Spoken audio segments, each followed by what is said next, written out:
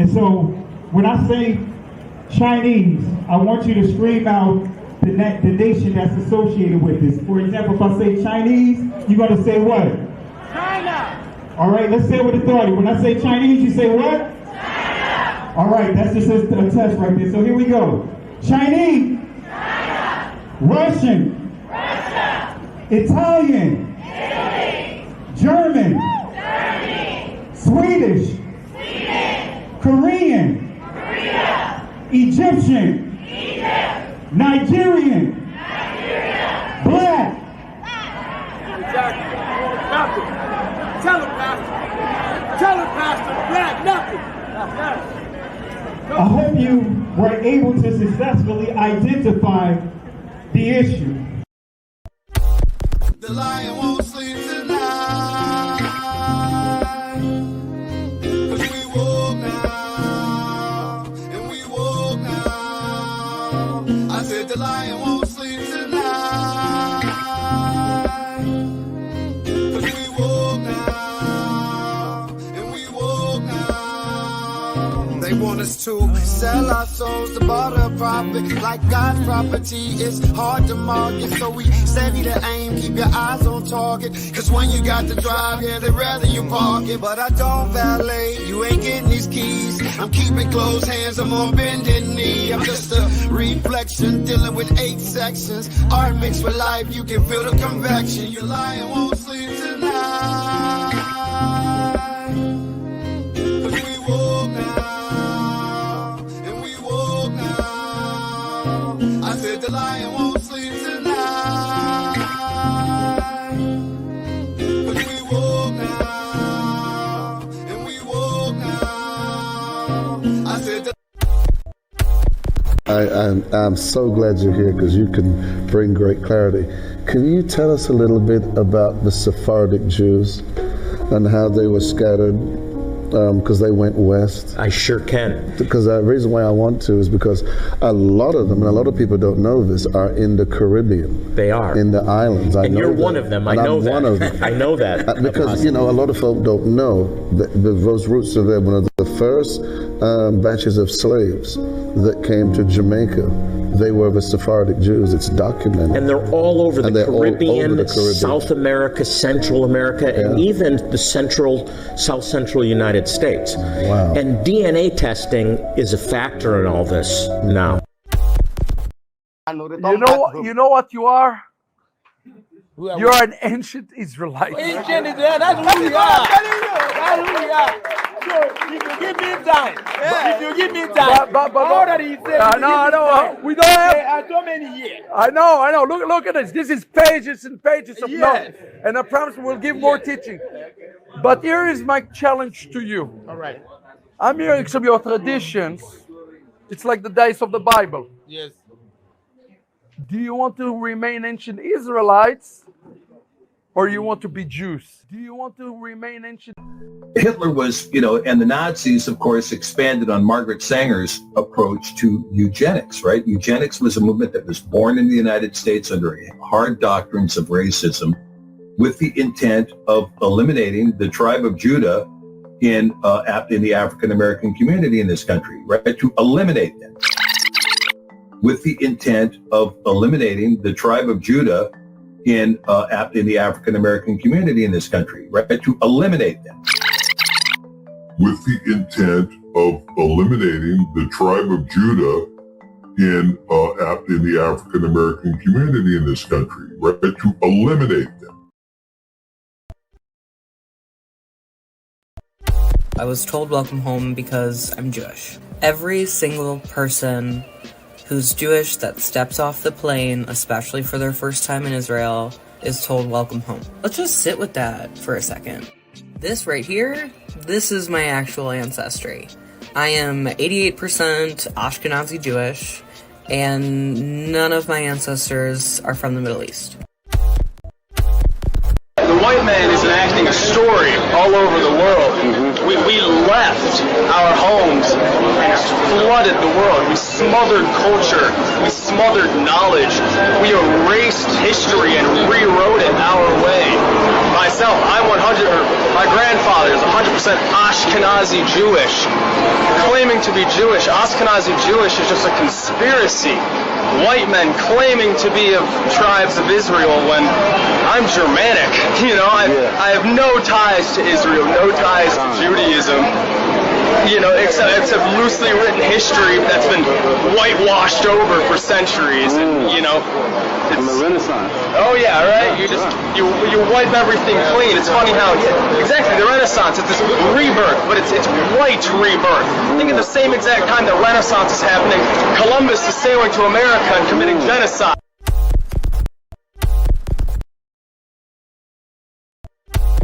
The same people that have stripped us of our identity and labeled us as a color have told us what it means to be black. The entire Bible is about black people.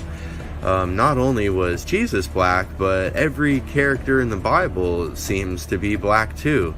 Yeah, Zephaniah and Jeremiah and Jebediah, those all aren't white people names, okay? And Jesus wasn't some tan, partially melanated Middle Eastern person either. I'm talking straight up black dude, okay?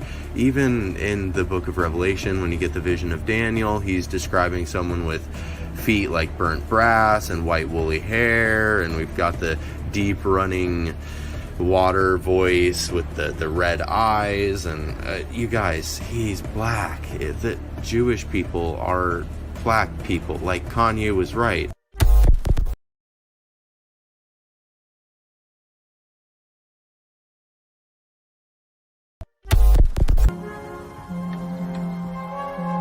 Their bones were discovered in Kafsay Caves near Nazareth in Galilee in 1933.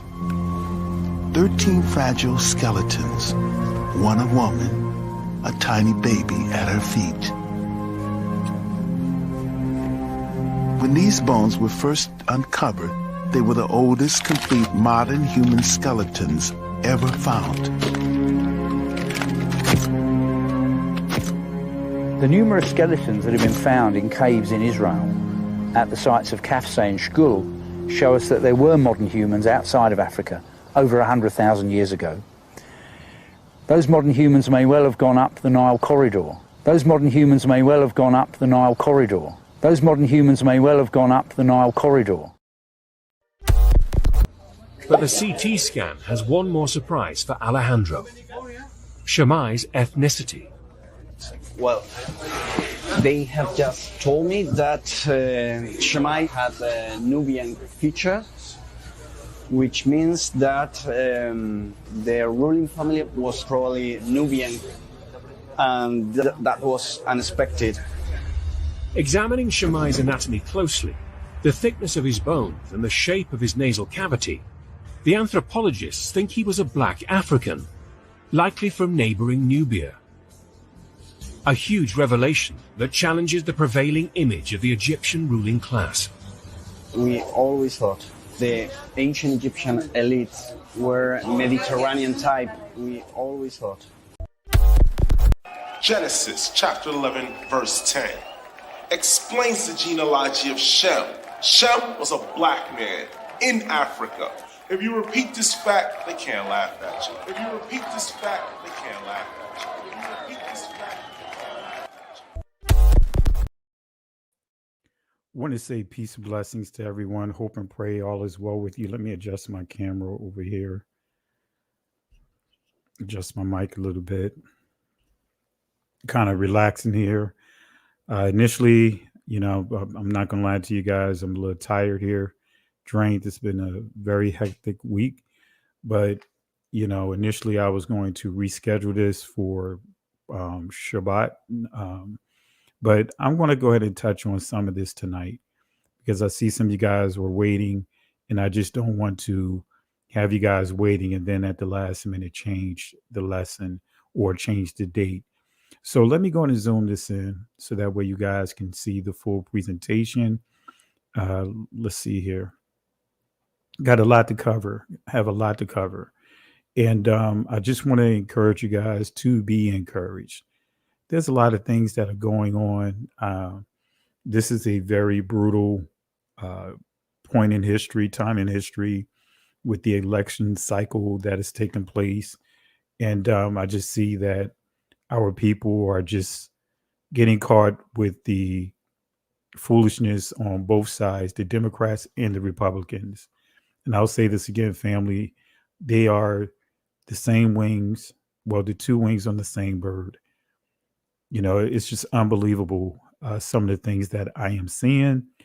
I am seeing people uh, I see this new talking point that is being circulated, basically attributing the media during the election cycles for the Democrats to win the office. Now that's the talking point of saying that the media is promoting these killings during that time, which is an absolute lie. And I have a lot to deal with when I deal with Candace Owens, because her and many of these so-called gatekeepers, you know, who are pushing this narrative that we are not to be emotional when it comes to the situation with that happened, the latest incident with um, Sonia Massey, and then further insulted us by stating, don't burn down your stores, your homes, your community.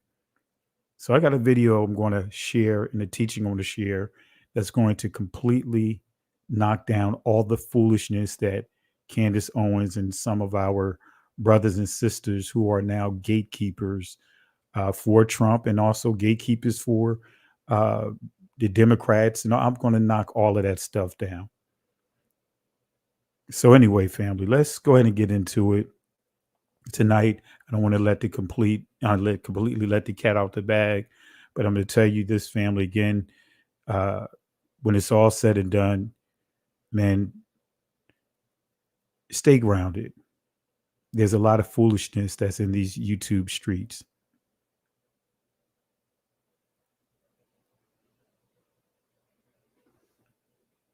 You know, there's a lot of foolishness in this YouTube streets, family. A lot of foolishness in these YouTube streets. But let's go ahead and get into it, because I want to at least start this lesson off by letting you guys know the church is not the grafted in. Let me say it again. The church is not the grafted in. Apostle Paul was not dealing with the church. And for starters, the word church is a 4th century word in terms of a word that was adopted by the Catholic Christian Church. That word, the origins of that word, comes from the Celtic community. If I have time, if I'm not too tired, I'll copy over a key source to prove and substantiate what I just stated. So again, family, just be encouraged. Be encouraged. Be encouraged. Be encouraged. So let's go ahead and unpack this here. Let's go ahead and unpack this. All right. Now, I can literally end the conversation in like minutes, but I'm going to do a little bit more. I'm going to walk you through some of Paul's words, and then we'll do a full teaching, because to encompass all what Paul was teaching, we cannot do like what many have done, is pick and choose. Can't pick and choose. We cannot be selective, or what we want to hear and what we don't want to hear. Cherry picking Paul's letters. So really, to fully teach this lesson in the way that I want to teach it, when I do the full lesson, I'm going to incorporate starting at Romans chapter 9 and bring it all the way to chapter 11, because all 4 of those chapters, it's all about Israel. All right. So let's go to get into a family. The church is not the grafted in. And let me just kind of back it up a little bit. Let me back it up a little bit because I want to make sure I reiterate the point about the olive tree. Let me see here. Bear with me 1 second. All right. And then we'll get into the objectives and all that. Let's back it up here. All right. Don't want to zoom. All right. Let's rewind it a little bit because we already dealt with the two witnesses, which is the northern and southern kingdom. But I really want to start with Isaiah. Actually, we'll start with Zechariah rather. Let's start with Zechariah, chapter 4, verse 1 and through 3. And the angel that talked with me came again and wake me as a man that is wakened out of his sleep. Verse 2. And he said unto me, what seest thou? And I said, I have looked, and behold, a candlestick all of gold with a bowl upon the top of it, and the 7 lamps thereon, and 7 pipes to the 7 lamps which are upon the top thereof. Verse 3. And 2 olive trees by it. Now, the reason why I'm reading this, because I want you guys to understand the olive tree is Israel. They started out as one olive tree. And because, and I encourage you guys to watch the previous lesson that I did on the two witnesses, and I go through the details, so I'm not going to reteach that teaching, that lesson. So the 2 olive trees became the one olive tree split into 2 olive trees due to sin. King Solomon began to get into all kinds of idol worshiping, led the people astray. And so because of his sins, the Most High declared judgment to remove all of Israel from under his leadership. But then, because of the promise he made to David, which you get the term the Davidic covenant, that he will have on the throne bloodline coming from David, Dawad. So because of that, the Most High left Judah, the tribe, under the bloodline of David. So this is how we get the northern and southern kingdom. Jeroboam was given when prophesied to be the leader, the first king, so to speak, over the northern kingdom, which was referred to as Israel. They went under a number of different names. And then the southern kingdom, again, to Rehoboam. But the Benjamites stayed connected with Israel. So initially, this one olive tree broke into 2. So you had the olive tree far as the northern kingdom, the olive tree, the southern kingdom, the 2 witnesses. So I want to just kind of preface that. So that's what you're reading here. You see 2 olive trees, and I want you to understand, highlight the olive trees. I'm not going to explain all of this. And then when we continue to verse 11, it says, then answered I and said unto him, what are these 2 olive trees upon the right side of the candlestick and upon the left side thereof? And I answered again and said unto him, what be these 2 olive branches? All right. And it goes on to say, and he answered me and said, knowest not thou what these be? And I said, no, my Adonijah. Then said he, these are the 2 anointed ones that stand by Yahweh of the whole earth. Powerful. So when we go to Jeremiah chapter 11, verse 16 and 17, this continues on with what I mentioned, the olive tree. Yahweh called thy name a green olive tree, fair and of goodly fruit. With the noise of a great tumult, he hath kindled fire upon it, and the branches of it are broken. Verse 17, for Yahweh of hosts that planted thee hath pronounced evil against thee for the evil of the house of Yashara'ah, which is Israel, and of the house of Yahwadah, Judah. So you see the separation here. The northern kingdom, the southern kingdom. And again, the northern kingdom went by the name of Israel. They also went by the name of Ephraim. They also, when you see the term Gentile, nations, simply called nations. Some other names that they went under. All right. But anyway, so which they have done against themselves to provoke me to anger and offering incense unto Baal.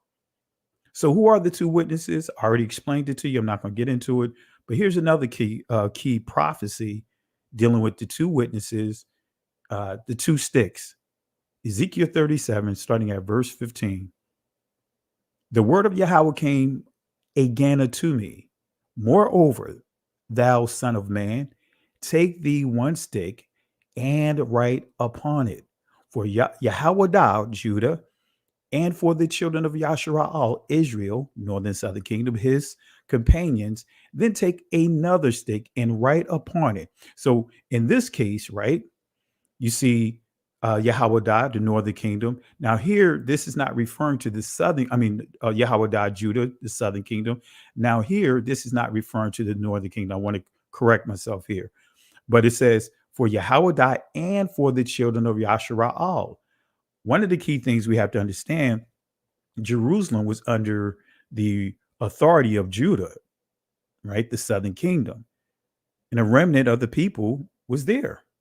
Okay. So when we get to here, companions then take another stick. Now we're dealing with two sticks and write upon it for Joseph, the stick of Ephraim, and for all the house of Yashara'al, Israel, his companions. So all the Israelites that was under Ephraim, the authority of Ephraim, because Ephraim was given blessings as well. And I may cut and paste some of that in here from a different presentation, me addressing a doctrine that was circulating, stating that Christ is really an Ephraimite. David was actually of the tribe of Ephraim.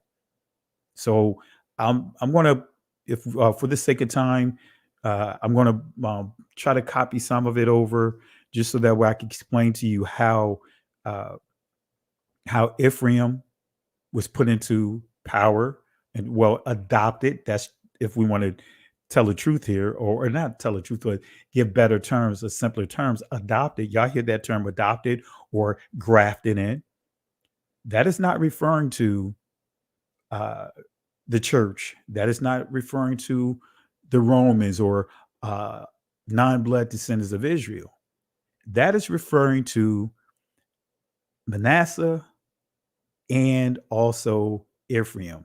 Manasseh was the older, Ephraim the younger. But anyway, so right now, just again, the two sticks, northern and southern kingdom. Verse 17, and join them one to another into one stick, and they shall become one in thine hand. All right. So Apostle Paul wrote about the olive trees. That's the point I want to really bring in. Apostle Paul wrote about the olive trees. So when we go to Romans chapter 11, starting at verse 16, for in the first fruit be holy. The lump is also holy. And if the root be holy, so are the branches. And if some of the branches be broken off, and thou being a wild olive tree, wert grafted in among them, and with them partakest of the root and fatness of the olive tree.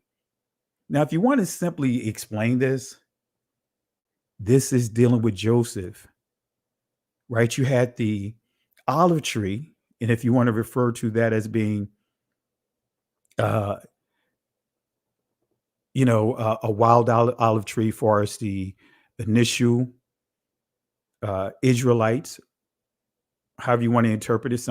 You can interpret this as saying that the wild olive tree was the brothers, right? When they sold Joseph into slavery, right? In other words, now we see the branch being broken off, right? So we see that the branches being broken off, thou being a wild olive tree, were grafted in among them, and with them partakers of the root and fatness of the olive tree. So we could see that Joseph, what, established himself through the Most High in Egypt,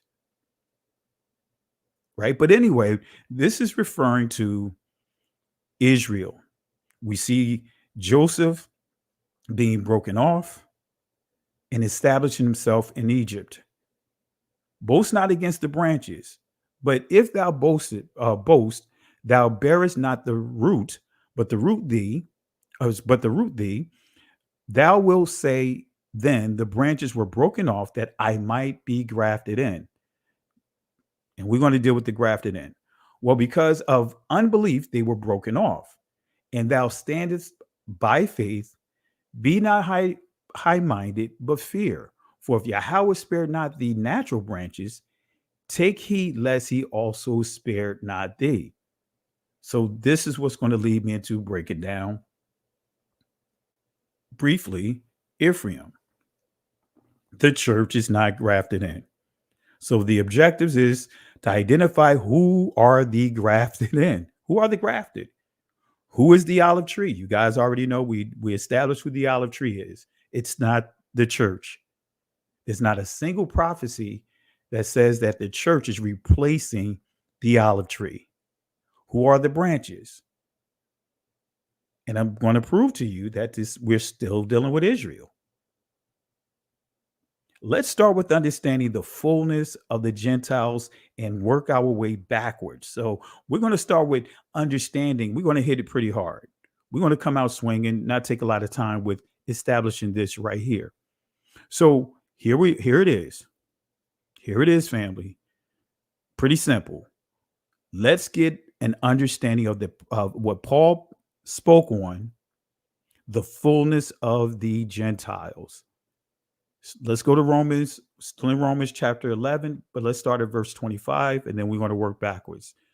For I would not, brethren, that ye should be ignorant of this mystery, lest ye should be wise in your own conceits, that blindness in part is happened to Israel until the fullness of the Gentiles come in. Now, on the surface, when you read this, you guys know how this passage has been taught. This passage has been taught that when you see Gentiles, you automatically default to the nations that are not blood descendants of Israel. This is not true, and I'm going to prove it to you. I'm going to prove it to you. All right. So let's break this down. So who are the Gentiles in this text? Romans chapter 11, against going back to verse 16 through 21. Let's highlight this. Remember, we're going to work backwards. For if the first fruit be holy, the lump is also holy. And if the root be holy, so are the branches.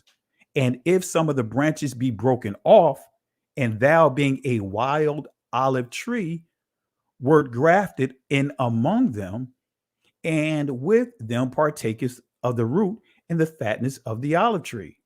So again, this is dealing with Israel. This is dealing with Israel. Regardless, we see and know that Joseph was broken off. He was broken off from the olive tree. He was broken off. He was put into slavery by his brothers. He was thrown into the initial situation.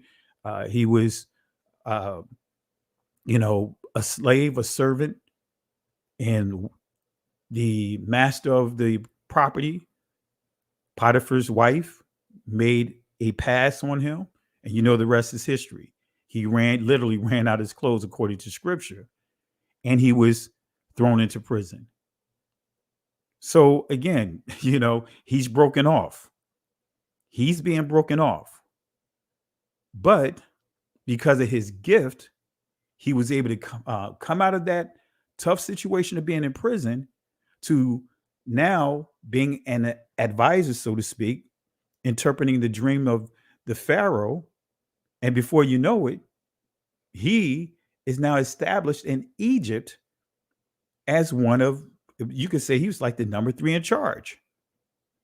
And Pharaoh gave him his wife, which was an Egyptian wife. All of them were dark melanated people. I want to make that clear. So this is in this this breakdown of what Paul is referring to. That is, these passages he's referring to that. But I'm going to prove this. Boast not against the branches, but if thou boast, thou bearest not the root, but the root thee. Thou wilt say then, the branches were broken off that I might be grafted in. Well, because of unbelief, they were broken off, and thou standest by faith. Be not high-minded, but fear. For if Yahweh spared not the natural branches, take heed lest he also spare not thee. So this chapter begins with Apostle Paul stressing that Yahweh did not divorce Israel, right? That's when we went into the remnant. So Paul is also clear that there will always be a remnant of the bloodline Israelites. So the first 6 verses of this chapter, Paul is reiterating that the Most High did not do away with Israel. He did not do away with his people. That's why Paul gave his lineage. And then he began to use as an example Elijah when he fled from the contract, the death sentence that was declared over his life by Jezebel, King Ahab. He fled and he thought he was by himself. And the Most High reminded him that there is 7,000 others that did not bow down. Paul gave that example to show that there, no matter what, will always be Israel. And then he began to go into this portion of it in a nutshell to show you. Let me prove it. All right. I'm not going to go into the remnant portion of it. I encourage you guys to watch the lesson on the 2 witnesses, not go into it. So let's go to verse 23 through 25, still in Romans. Remember, we're working our way backwards, but this is the key thing I want to highlight here. And they also, if they abide not still in unbelief, shall be grafted in, for Yahweh is able to graft them in again. That's the key here, family. This right here, that's the breadcrumb. Who is the Most High grafted in again? Wait a minute. Let me say that again. Who is the Most High grafting in again? This just knocks down the poor interpretation of Paul's letters, because the church, who hijacked the identity of the Israelites, part of that crafty council, they would teach this as if they're referring to non-blood descendants of Israel. But it says here, did you guys notice that? Have you guys noticed as you have put away the levels, the layers of Christian philosophies, which is nothing more than Christian theologies, you start unpacking and removing those layers, and you start reading the scriptures for what the scriptures say, you start seeing that, wait a minute, I didn't notice those key 3 words there. Let me zoom it in so you guys can really pay attention to these 3 key words. It says them in again. For Yahweh is able to graft them in again.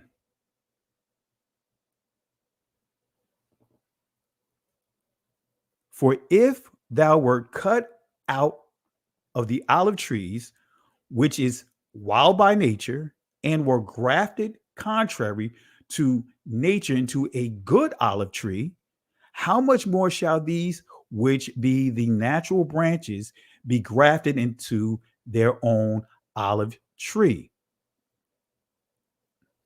And again, verse 25, for I would not, brethren, that ye should be ignorant of the mysteries, lest ye should be wise in your own conceits, that blindness in part is happened to Israel until the fullness of the Gentiles. And then here you see ethnos be come in. Now I can say with absolute confidence, when you see Hellenists, right, that is referring to the Israelites that embraced the Greek culture. Even if it's just taking on their language, that whenever you see Hellenists, that's referring to Israelites who embrace the Greek culture. When you see ethnos, many cases it's referring to, and I'm going to prove it here, the uh, Northern Kingdom, bloodline Israelites. In other cases, non-blood descendants of Israel. But in this case, this is dealing with Israel. And Gentiles simply means nations. So let's unpack this here. That the blindness in part is happened to Israel until the fullness. Let's go to the Greek definition of this word fullness, right? And notice what we see here. Pleroma, it says repletion or completion. Right? That prefix simply means getting back to the original state by undoing. That's what anytime you see the prefix in a nutshell is telling you getting back to the original place.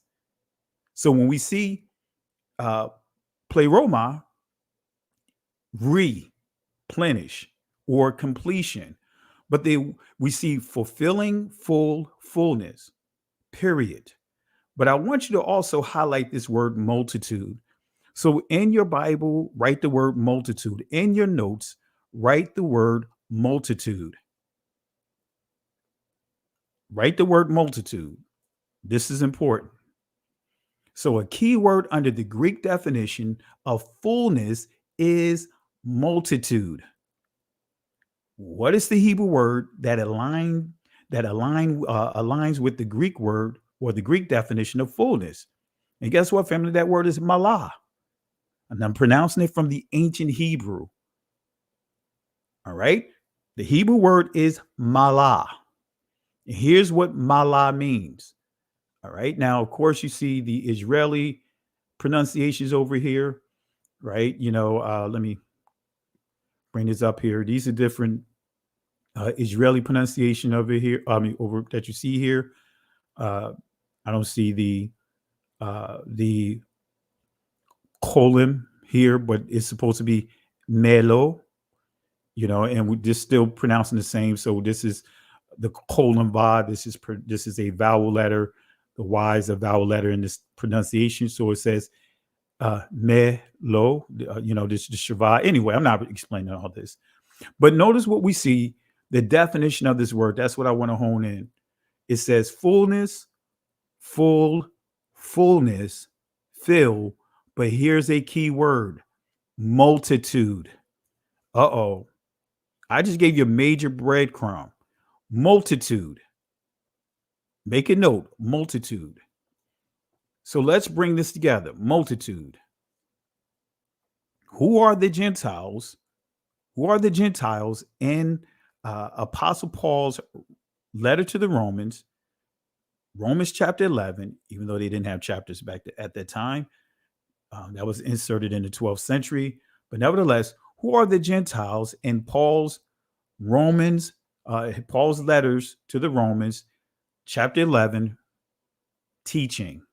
Excuse the typo. I was rushing, trying to type this to, this to get outline here, but my apologies. But anyway, is it the church? Is it the church? No, it is not the church. In this text, who are the Gentiles?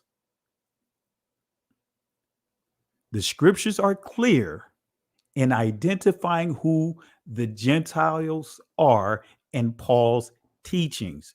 Remember, Paul made it clear that he teach and he honors, he obeys all the words of the law and the prophets. So how are we going to bring this together? How are we going to explain this? Guess what? We go into the law. Those first 5 books that many refer to as the law of Moses or the law of Yah, or just simply the law that the church tell you that we are not under, that they completely disregard, which is a calculated ploy to interpolate the scriptures. So let's go ahead and break this down. Let's go to the law and let's get clarity on who the Gentiles that Apostle Paul is teaching about. Genesis chapter 48, starting at verse 17. Here it is. And when Joseph, remember we said we've been dealing with Joseph, and when Joseph saw that his father laid his right hand upon his head, and Ephraim, it displeased him, and he held up his father's hand to remove it from Ephraim's head unto Manasseh's head. So Joseph, right? He see that his father, he put his hand on Ephraim, who is the younger, Manasseh, who is the older.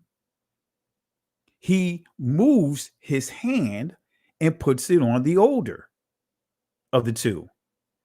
This kind of puts you into the place of how Isaac was on his deathbed, because Jacob is on his deathbed here. Isaac was on his deathbed, and it was time for him to pronounce the blessing. But the difference here, you have not just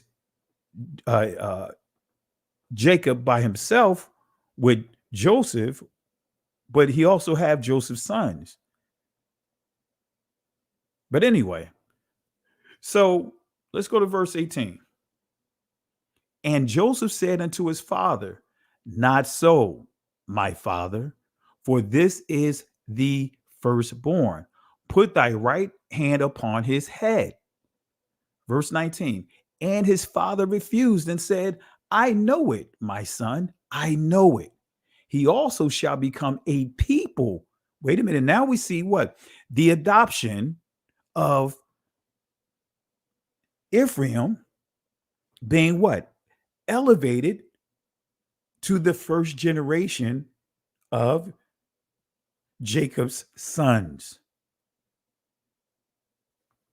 Come on, family. If we want to use the word adopted, excuse me, my voice. If we want to use the word adopted, if we want to use the word grafted, we see the prophecy of Ephraim being elevated.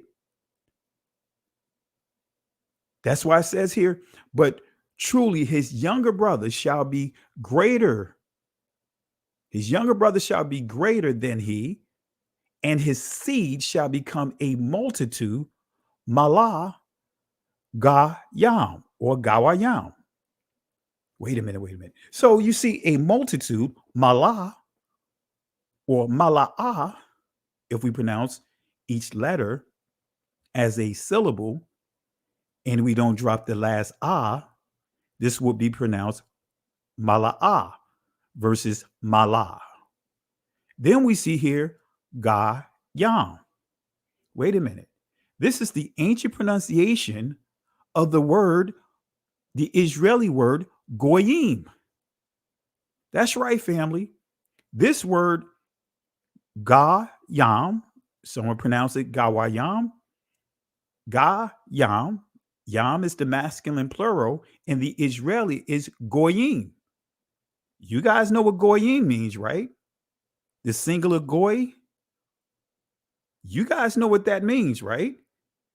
When you see Goy from the Jewish community as we know them, they are referring to anyone that's not, as they declare, part of their bloodline.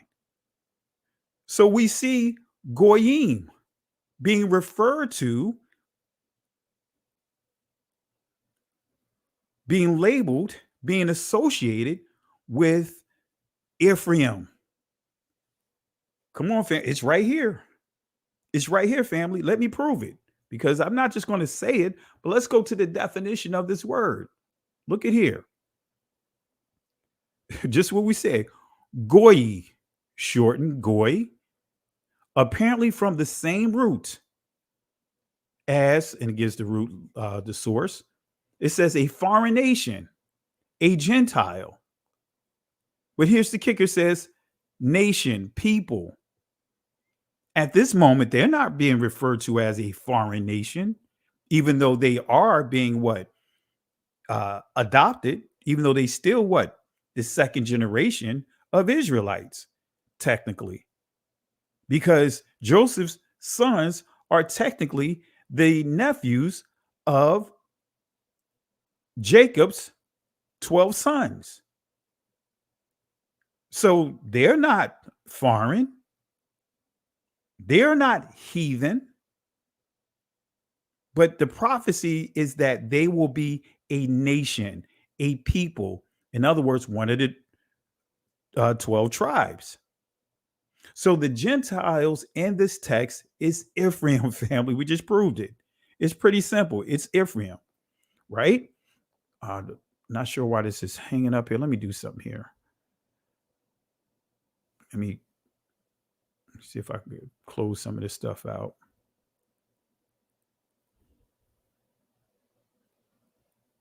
All right. Bear with me 1 second, family.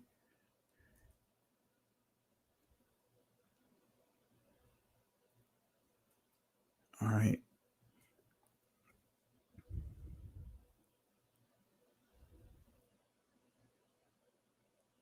Let's see here. I'm gonna close this one out. Just closing out some of the stuff that I have open, because some reason I'm getting a little lag here. All right, let me close this one out. All right, I got that closed. All right, there we go. So Jacob, again, as I explained, he's on his deathbed. He blessed Ephraim when he adopted him and his brother Manasseh, and spoke the blessings over Ephraim, that his offsprings would become the fullness of the nations, right? The fullness of the nations. Come on. PowerPoint is acting up here, family. I'm going to have to close it out. All right. So that's exactly what the fullness of the Gentiles is actually referring to Manasseh. Well, actually, Ephraim. Excuse me. Bear with me 1 second, family. It's amazing how all of a sudden things start acting crazy once I do certain lives. All right. So again, family, it's just that simple. It's just that simple. Didn't take a long time to prove that Paul is referring to Ephraim. And if you study Ephraim, he was out there. That the tribe was out there. The northern kingdom was out there. Remember, when Jeroboam was king, he introduced idol worshiping. He kicked out the Levitical priests, and he began to create his own priesthood, went as far as trying to create his own Jerusalem. So the northern kingdom was off the chain. They began to worship idols. When the northern kingdom went into captivity to the Syrians, remember, many of them embraced that territory, that culture, which means they stopped honoring the law, statutes, and commandments, which means they stopped honoring feast days, which means they no longer circumcise themselves. Does that make sense, everyone? It's really that simple. It's really that simple. So what I'm going to do here, because I didn't have time to put these passages here, I'm going to give you a little sample. Let me give you a little sample. Let's see if let me give you a little more information on Ephraim. Let me see if I could cut and paste some of this over so we could get clarity on how Ephraim received the blessing, right? Which I explained here. Let's see here. So we have to explain this blessing. Let me see if I could copy this over. I want to give you a little more, kind of like a deeper discovery to give clarity, and we can use scripture to explain. All right, let's see if this will work. All right. Bear with me 1 second, family. All right, this is what I'm going to do. I'm going to copy these notes over to the main presentation, and I want to give you a little more information on Ephraim, so you guys can understand what's going on here. Bear with me 1 second. I'm just cleaning up the slide real quick. All right. Let me just do a couple of things here. Import a few slides here. I can't clean it up the way that I want to because it'll take time, and I don't want to take too much of your time in doing so. But let me just at least do this here. Bear with me 1 second because I really want to give you guys clarity. Bear with me 1 second. Come on. All right, here we go. Again, this is what, in a nutshell, the church will not teach you. All right, I'm just cleaning up a couple of slides here so we could get into explaining, do a deeper dive on Ephraim and Manasseh. All right. You know what? I'm not going to worry about it. I was going to clean up some of this, but I'm not going to worry about it. You guys get the gist of it. Let me just do this one slide, but I'm going to leave it the way it is. You guys understand. Don't have time to clean all of this up. All right. But some of you guys know how I am. I like to, I'm very conscientious, put it that way. I like my presentations to be presented a certain way, but I'm not going to do all of that. So let me just finish this one slide, and let me take a look here just to make sure it doesn't look too bad. Let me see how the other slides came in, and then we'll go ahead and explain a little more with Ephraim. Let me see here. All right, so the graphics is going to be, for us, the color is going to be red. So, but let's go ahead and get into it. Let me go ahead and further work with this here. So what blessing did Jacob give him? Manasseh and Ephraim? It's called the double portion, right? The double portion. The birthright Reuben was entitled to receive for being the firstborn. That's right. See, Reuben had a birthright. His birthright was he was entitled for the double portion. But because of Reuben's sins, right, now this allowed him to be replaced. Now, Reuben's descendants are still Israelites. He still would be considered Hebrew Israelites. But again, let's explain it. Let's go to Joshua chapter 17, starting at verse 14. And the children of Joseph spake unto Joshua, saying, Why hast thou given me but one lot and one portion to inherit, saying, I am a great people? This is now you're dealing with Ephraim, right? And along with Manasseh, but it says, for as much as Yahweh hath blessed me hitherto. Verse 15. And Joshua answered them, if thou be a great people, then get thee up to the wood country and cut down for thyself there in the land of the Perizzites and of the giants, if Mount Ephraim be too narrow for thee. And the children of Joseph said, the hill is not enough for us. And all the Canaanites that dwell in the land of the valley have chariots of iron. Both they who are of Beth Shean in her towns, and they who are of the valley of Jezreel. Verse 17, and Joshua spake unto the house of Joseph, even to Ephraim and Manasseh, saying, thou art a great people and has great power. Thou shalt not have only on one lot only. So in a nutshell, thou art a great people and has great powers. Thou shalt not have one lot only. But the question is, why did Jacob give the birthright, in other words, the blessing, to his grandsons? Genesis chapter 35, verse 22. Let's explain it. And it came to pass when Israel dwelt in the land of Reuben, that Reuben went and lay with Bilhah, his father's concubine. So Reuben had an inappropriate relationship with his father's concubine, and Israel heard it. His father found out about it. Now the sons of Jacob were 12. So Reuben went, and again, he had an inappropriate relationship here.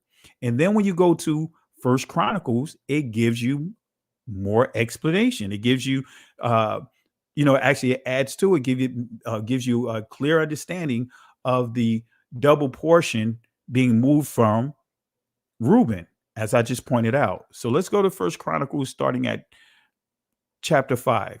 Now the sons of Reuben, the firstborn of Israel, for he was the firstborn, but for as much as he defiled his father's bed, his birthright was given unto the sons of Joseph, the son of Israel.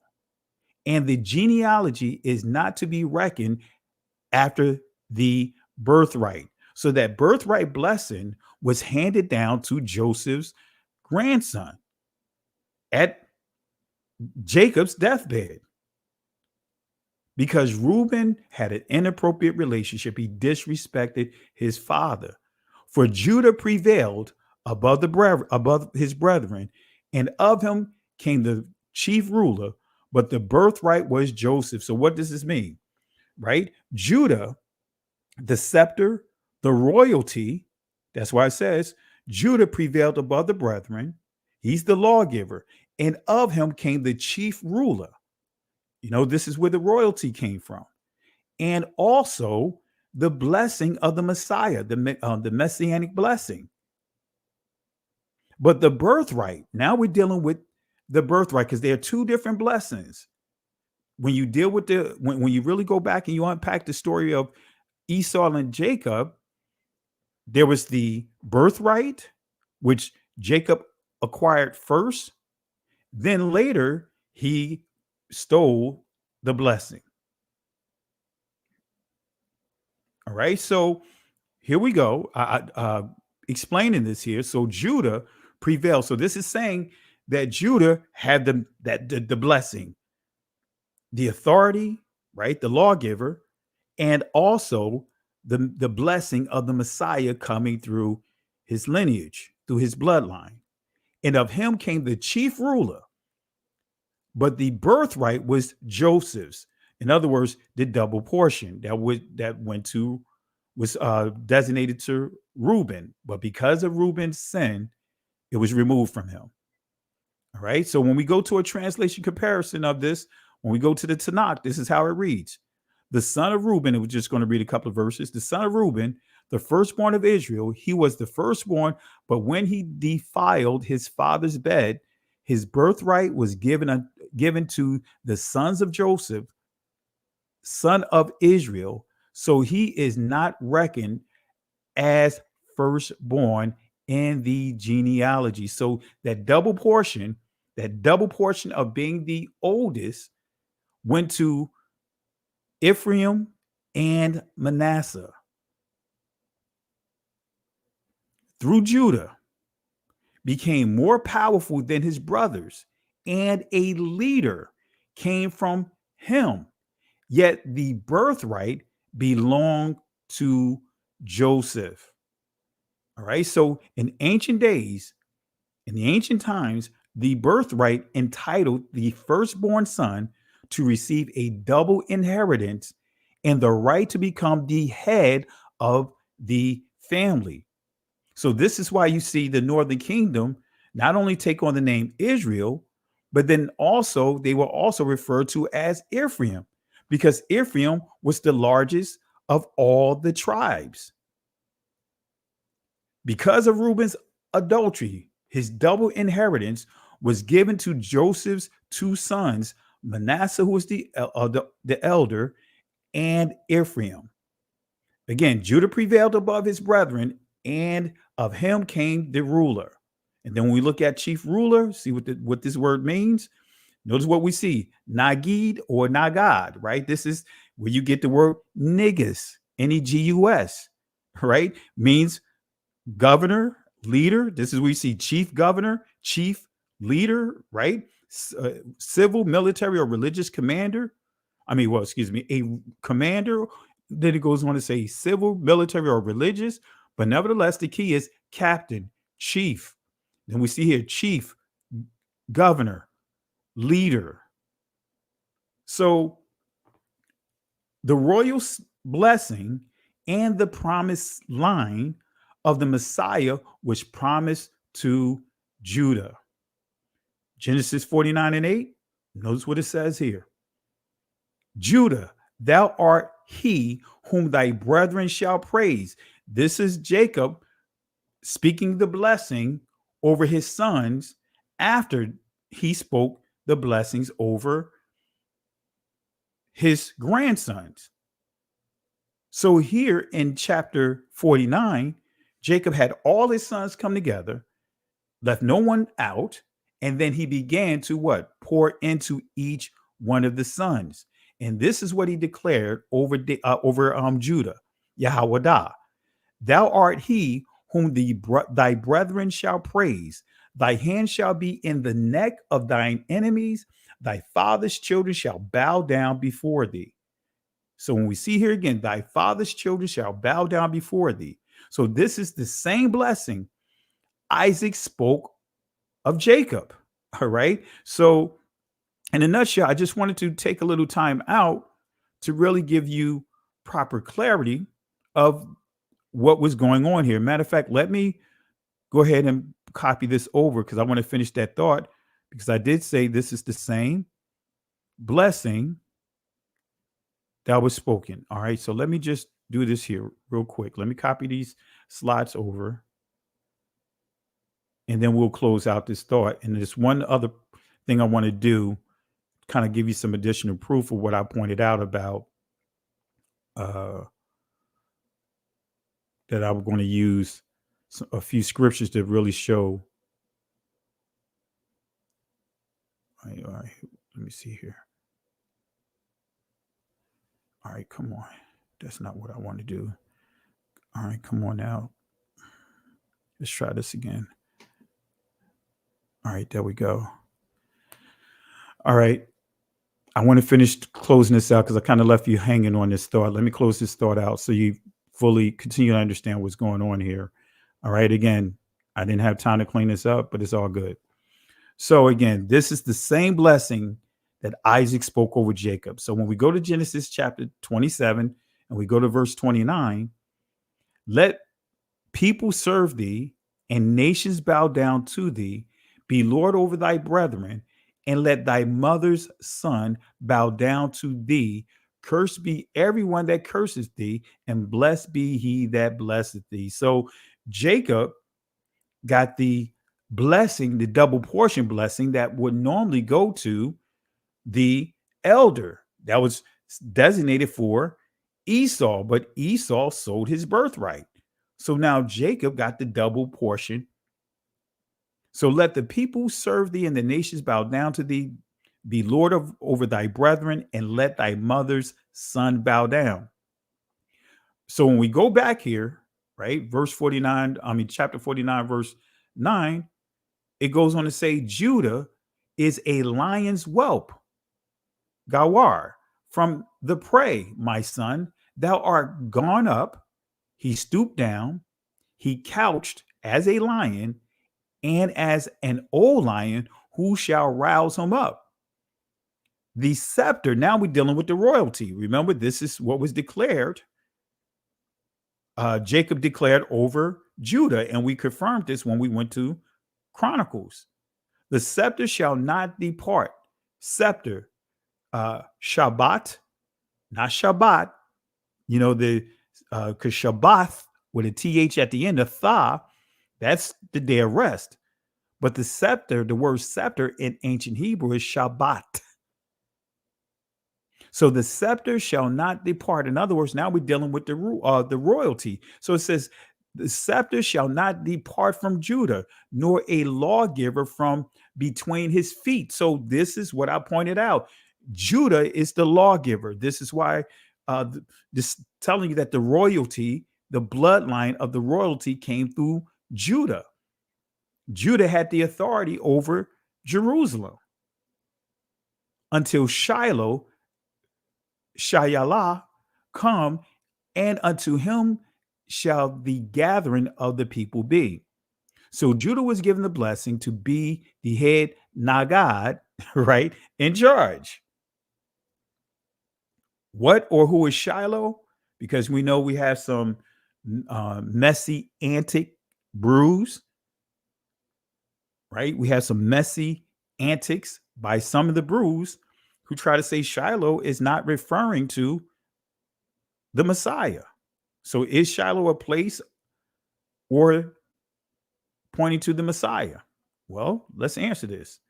The Hebrew dictionary definition of Shiloh, we see here an epithet of the Messiah. And it says, he whose it is, that which belongs to him, tranquility. So we see with the strong concordance, the Hebrew Strongs, it points to the Messiah. But I don't want to just stop there. I want to give you another witness. Remember, the 2 or 3 witnesses. Let's go to the Chaldean. That's what I'm going here. The Chaldean Hebrew lexicon. Let's see what it says. We see tranquility. We see rest. It's giving us some additional information on here. The scepter shall not depart from Judah, giving us some biblical passages, but it didn't stop there. It goes on to say, then let him bind, and then it says, etc. An example, Judah shall not lay down the scepter of the ruler until his enemies be subdued, and he shall rule over many people, and an expectation belonging to the kingdom of the Messiah, who was to spring from the tribe of Judah. So for those that are, some of those messy antic brews who love that messy antics, as we see here with scripture and with sources, that Shiloh is not just referring to a place, it's also referring to the Messiah, Ha-ma-Shayach. Okay? So Ephraim and Manasseh was given the birthright portion of the promised land, the promised seed, and the promised line of the Savior, the Messiah, was promised to Judah. The promised seed and the promised line of the Savior, again, was prophesied to be with Judah. All right. So again, family, it's pretty straightforward. So just reminding you, Joseph was part of the natural branch, right? He was part of that natural branch, but was removed from the olive tree, and he was replanted in Egypt. So let me give you a little bonus here. All right. Before we continue on, family, how's everything? Did I lay it out pretty clear? Did I make it really plain for you guys to understand. If you say that this is so far, the lesson is very clear and and you guys understand that I prove to you that it's not the church that are the grafted. It's referring to the descendants of Joseph, his son, is dealing with Ephraim. All right, so let's see some of the responses here. Just want to make sure that you guys are clear, but I want to also go through a couple of passages to prove to you that Apostle Paul has been talking about the northern and southern kingdom, especially wherever you see the phrase Jew and Gentile. We're going to break that down. So Maureen Lenham Woodson say yes. And in focus to see one yes. Elisha, appreciate it. Yes, Ak. Jerry Carroll, thumbs up. Yes. Elder in the building, holding down California. Give me some thumbs up. So we're good. Let's see here. I think I missed one here.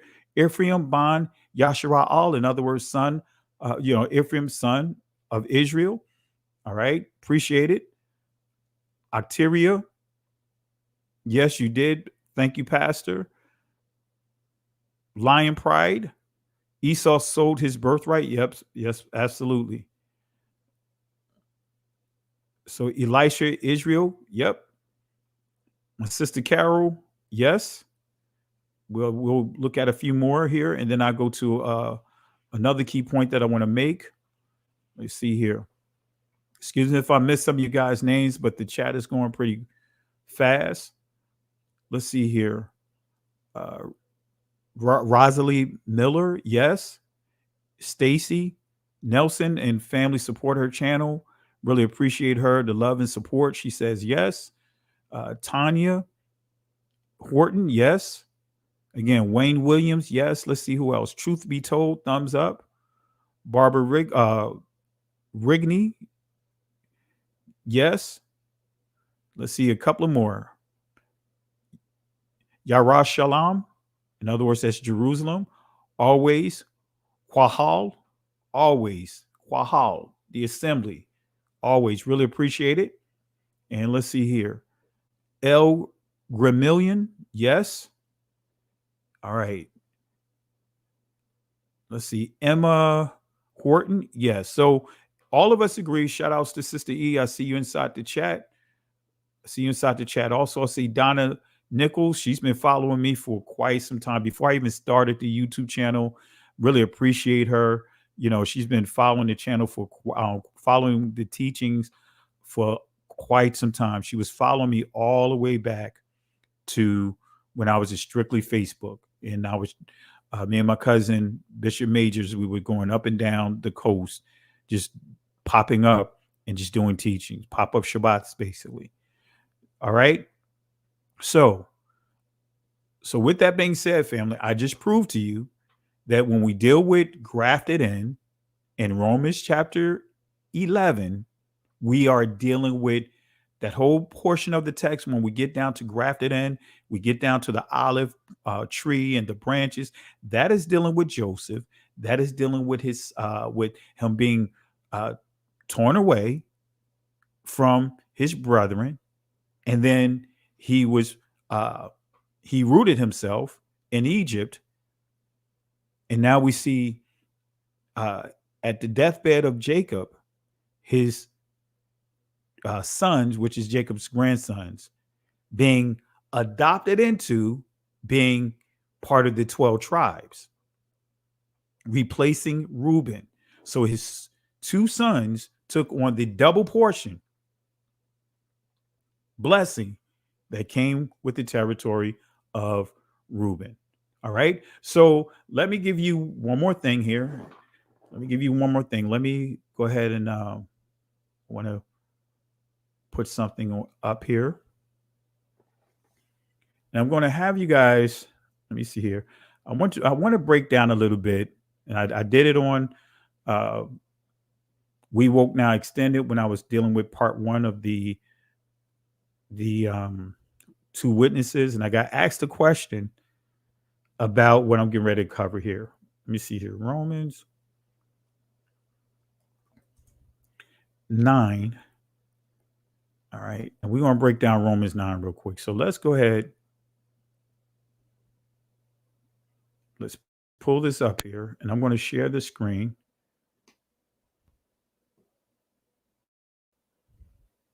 And I want to prove to you guys that when we see Paul deal with the Jew first and the Gentile, guess what, family? It has nothing to do with the non-blood descendants of Israel. I'm going to prove it here real quick. This is going to be pretty simple here. And then I'll continue with the full teaching. But let me just go ahead and deal with chapter 9. Let me stop this here. All right, let me take this out. Stop screen, and let me share this here. We're going to break down a lot of poor strongholds that was created by terrible teaching. So let's go ahead and bring this up. I'm looking for the browser here. That's not it.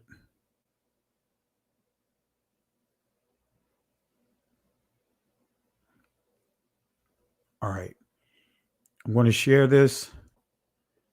All right, let's do this here. Or actually, let me go back to chapter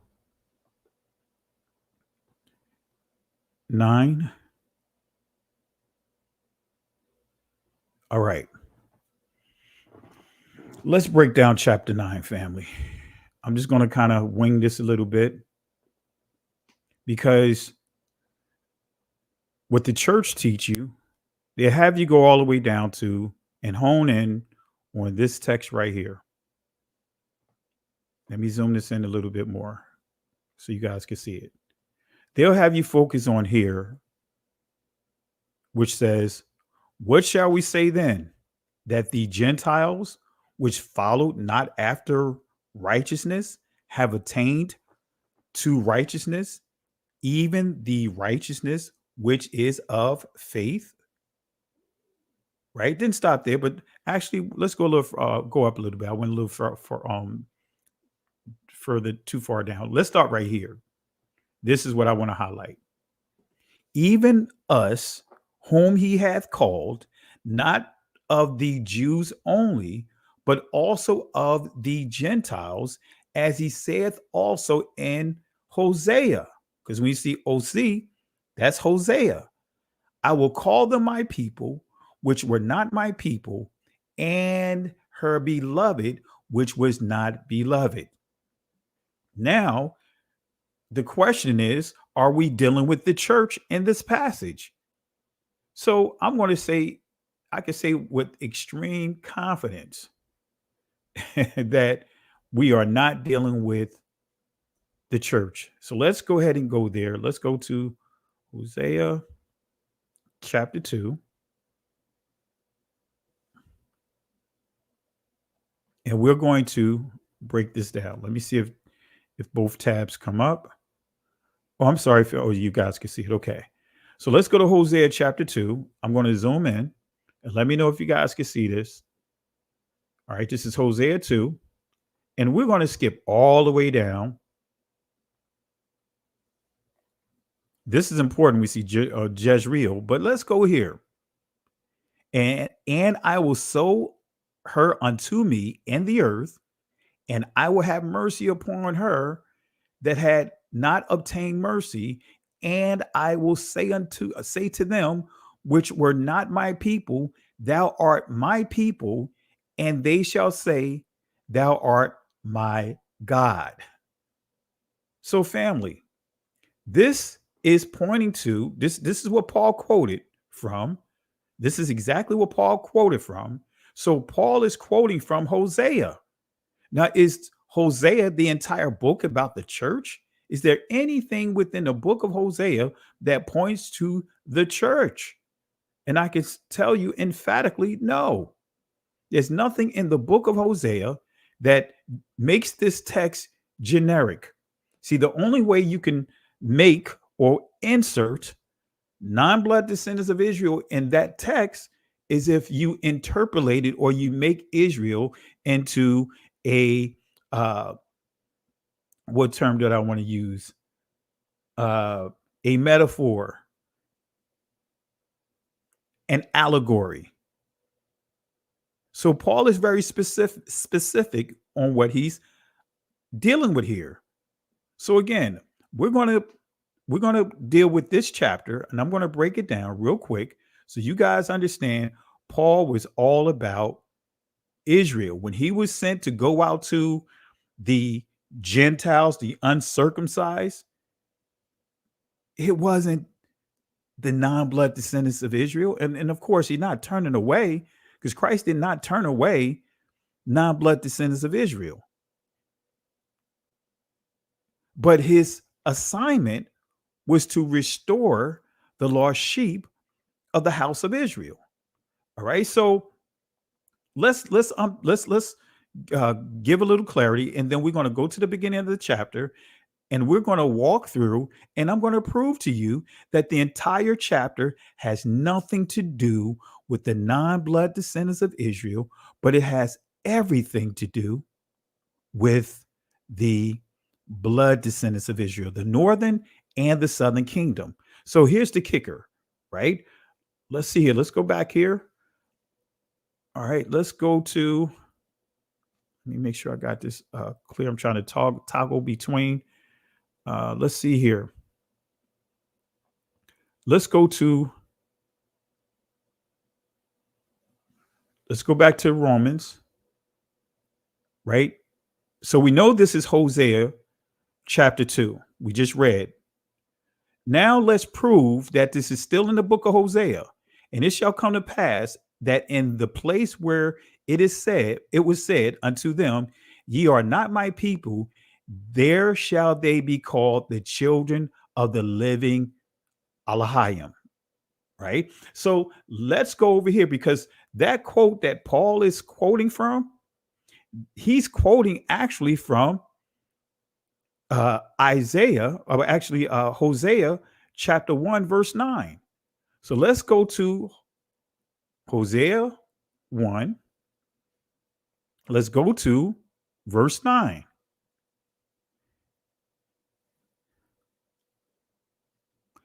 Then said Elohim, call his name Lo-Ami, for ye are not my people, and I will not be your Elohim.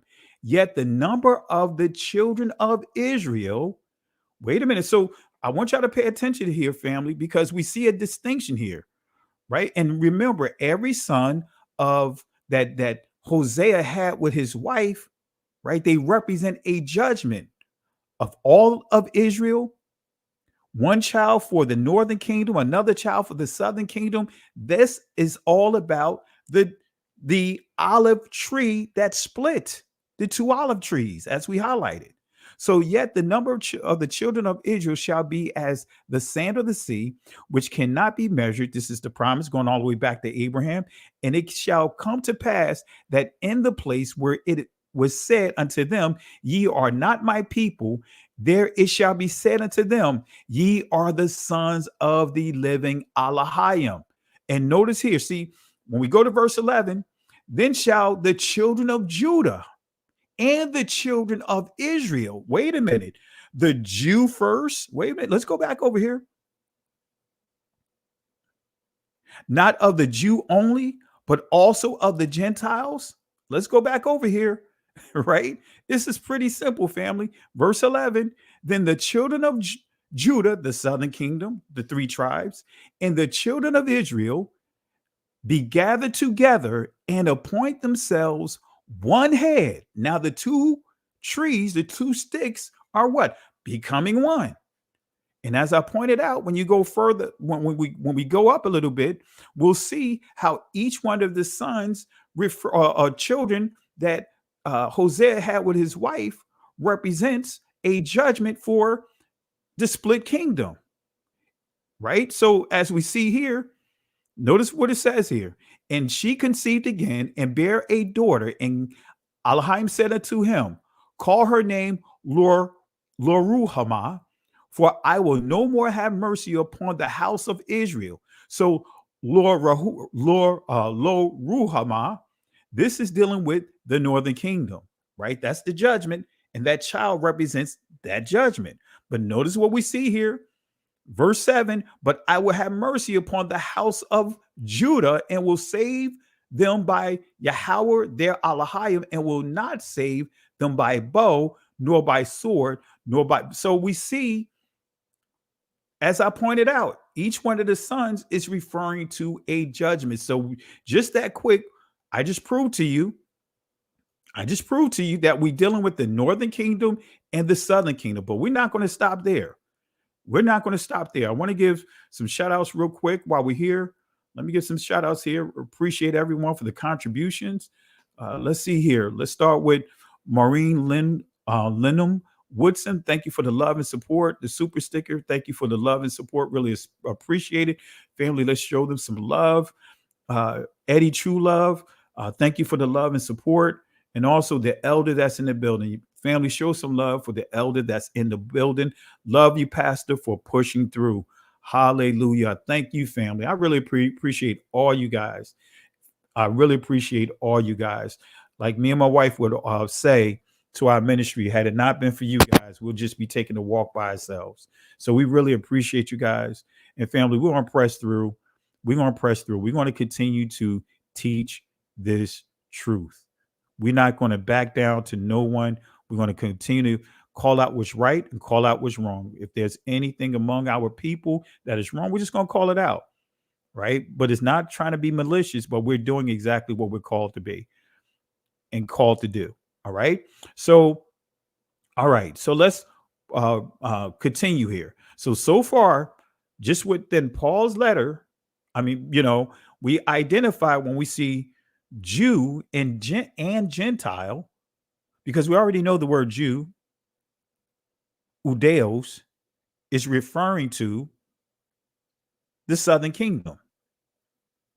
It's referring to the southern kingdom.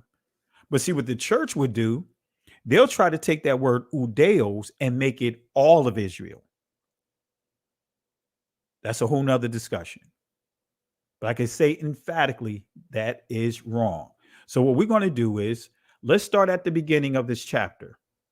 And we're going to go line by line of this chapter, and I'm going to prove to you it's all about Israel. Let's start at the top here. All right, let's start at the top. Romans chapter 9. All right. Actually, I'm not going to read all of it, but it says here, for I could wish that myself were accused from Christ, my brethren, my kinsmen, according to the flesh. So he's making it clear that he's dealing with who? When he says my kinsmen, Banya, he's dealing with blood descendants of Israel. Are you catching this, family? Paul is directing his words here inside this chapter to Israel. That's why he made it clear. He's dealing with what? The flesh. He says, for I could wish that myself were accused or accursed from Christ, from my brethren, my kinsmen, according to the flesh. All right. So he's dealing with bloodline. Okay. Who are Israelites?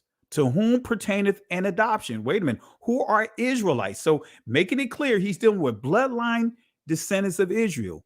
Who are Israelites to whom pertaineth the adoption and the glory and the covenants and the giving of the law and the service of Elohim and the promises, or Yahweh? Whose are the fathers of whom, as concerning the flesh, Christ came? Now we still dealing with who? Bloodline Israelites, because now, just like we pointed out in Genesis chapter 49, we see that Paul is dealing with the lineage, right? Remember, we said Judah was given the blessing of the scepter, being the lawgiver, and also the blessing of the Messiah, Shiloh, coming through the bloodline. So it says here, whose fathers and of whom, as concerning the flesh. So we're dealing with bloodline. We're not dealing with, as the church will have you believe it, that Paul is dealing with spiritual Israel. Are y'all catching this, family?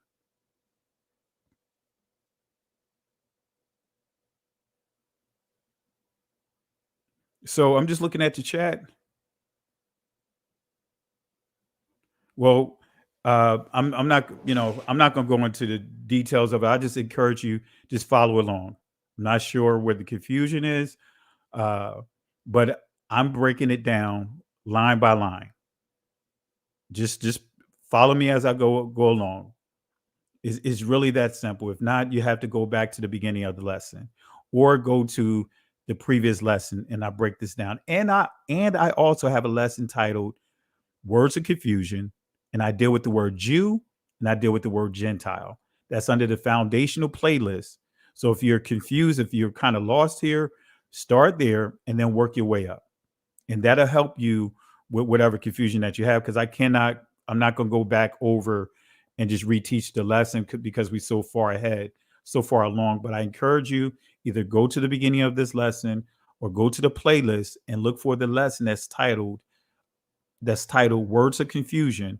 And I deal with the word Jew and I deal with the word Gentile. We really call out the poor teachings, the deceptive teachings of the Abrahamic religion, so to speak, that was not created by Yah, that Christ did not follow. He did not create a religion. But anyway, so we see here, we're dealing with the flesh. We're dealing with the bloodline of Christ, of Hamashiach, Yahweh Shai Hamashiach. We are not dealing with the church. Okay. And so when we go to the next verse, not as though the word of Yahweh have taken none effect, for they are not all Israel, which are Israel. See, family, he's giving you a lineage here. And I'm going to tell you why. He's giving you a history. If you really catch it here, when it says they are not Israel, they are not Israel in this passage, he's not referring, it's not in the context of how it's being taught in the church. And I'm going to prove it here because we get the answer to what Paul means in verse 7. Let's look at verse 7. Let's look at verse 7. It says, neither because they are the seed of Abraham are they all children, but not in Isaac shall thy seed be called. So guess what, family? When he says that not all of them are Israel, what he's referring to is the other children of Abraham. Like Ishmael. Ishmael is Hebrew, but Ishmael is not an Israelite. Guess what? Esau is Hebrew, but Esau is not an Israelite. Matter of fact, the sons that Abraham had with his wife that he married after Sarah died, Keturah, he had, I believe, 3 sons with her. And guess what? They had children, but guess what? They are Hebrews, but they are not Israelites. So what Paul is saying here, you have some of them among the people. He said, not everyone. Not as you see here, not as though the word of Elohim have taken none effect, for they are not all Israel, which are Israel. But then when we see verse 7, neither because they are the seed of Abraham are they all children, but in Isaac shall thy seed be called. So Isaac is the promised seed. But guess what? Now he's making the distinction that guess what? All of Abraham's descendants are still what? Hebrews. But now guess what? Just because they are Hebrews doesn't mean that they are part of what? The promise, which is Isaac. Isaac is the promised seed. That's why you see here, and Isaac shall thy seed be called. Uh-oh, family. Come on, man. We're knocking down all the centuries of poor theologies. We're knocking down the so-called poor teachings of many of these so-called church fathers. We're going actually line by line with what the scripture actually says. Verse 7, right? We already explained this, but let's go down to verse 8. That is, which look at this. That is, they which are the children of the flesh, these are not the children of Yahweh, but the children of the promise are counted for the seed. Wait a minute. So when you see here, guess what? Abraham, far as in terms of his children, far as that's outside of Isaac, they are what? The children of the flesh. But they are not the promised seed. They are not part of the promised seed.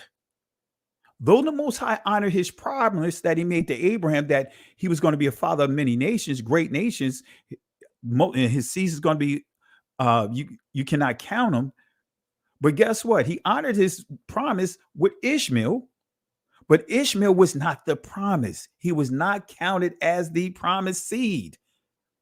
Now, notice this here. He's going to transition from dealing with all of Abraham's sons. Now he's going to narrow this down to the promised seed. Now he's going to deal with Esau and Jacob. Watch this. So, for this is the word of promise. At this time will I come, and Sarah shall have a son. See what I'm saying here, family? See the proper context here when it refers to all those that call themselves Israel, saying that all those that say they're Israel, they're not, saying that, hey, they're Hebrews, but they're not Israelites. Now, let's go ahead and break this down. Now it says here, not only this, but when Rebekah also had conceived one by our father Isaac, for the children being not yet born, neither having done any good or evil, that the purpose of Yahweh according to election might stand, not of works, but of him that calleth. So what Paul is saying here, this election that the Most High already declared to Rebekah, that the younger is going to have the promise. He's saying it wasn't because they did any good works. The Most High declared this from the womb. That's what Paul is really saying here. Neither one of them did any evil. As he said here, neither have done any good or evil. They're in the womb. That the purpose of Yahweh according to election might stand, not of works, but of him that calleth. So it has nothing to do with their works. They're in the womb. The Most High made a promise, right, to Isaac. But now Rebekah trying to figure out why she have all this movement in her stomach, right? Why is this pregnancy kind of, having a rough pregnancy? So the Most High is explaining the conflict between the two, but he's also declaring who's going to be blessed. And it says, it was said unto her, the elder shall serve the younger. As it is written, Jacob have I loved, but Esau have I hated. And you can get clarity on this by going to what? Malachi chapter 3. No, not Malachi chapter 3, Malachi chapter 1. And then when you take it a step further, he explains why he hates Esau. Ultimately, because Esau threatened to kill Jacob, ultimately threatening to kill the promised seed to come through him. Nevertheless, as it is written, Jacob have I loved, but Esau have I hated. What shall we say then? Is there unrighteousness with Yahweh? Yahweh forbid. For he said to Moses, I will have mercy on whom I have mercy. I will have mercy, and will have compassion on whom I will have compassion. So family, we're still dealing with all of Israel here. And so now he's going through what? He's still dealing with the history. He's dealing with the bloodline of Israel. All of this, he's still dealing with Israel here, family. No matter what many would try to unpack or try to change the narrative, trying to say, hey, no, no, he's not dealing with Israel. He's dealing with the Gentiles, the other nations, the non-blood descendants of Israel. That's what he's really teaching. Incorrect. So even when he's highlighting in verse 15, right?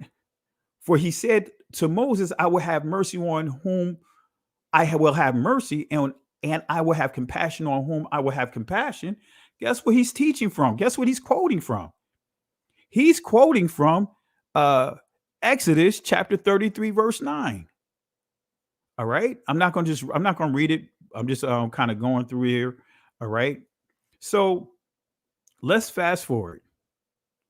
Let's fast forward. Let's fast forward. I'm trying to go down here. So as we see here, these passages are leading up to who? When we get to Jew and Gentile, we're still dealing with strictly Israelites. Strictly Israelites. All right. So let's go down here. All right. Now we're going to pick up at chapter 27. Look at what we see here, family. We're still dealing with Israel. Isaiah also crieth concerning Israel, though the number of the children of Israel be as the sand of the sea, a remnant shall be saved. So we know that Israel grew. See, don't let these people that's in these places call themselves teaching the scriptures. Man, I can't stand when I see all these ads come up. That's why I do my presentation the way I do it. But anyway, he's saying Israel, right? Israel's going to basically be, when it says sand of the sea, you cannot place a number on it. So have you noticed when you deal with the name stealers, they've been staying, they literally strategically has been staying, keeping the numbers to 5 million or 6 million in Israel, and supposedly 5 to 6 million around the world. Needless to say, normally around 13 million. That's what the name stealers do. But guess what? According to here, Israel, we proved it, was more than just a handful of us. We're scattered to the four corners. But even though we're scattered to the four corners, that's what this is saying. Though the number of Israel be as the sand of the sea, in other words, you cannot count it, a remnant shall be saved.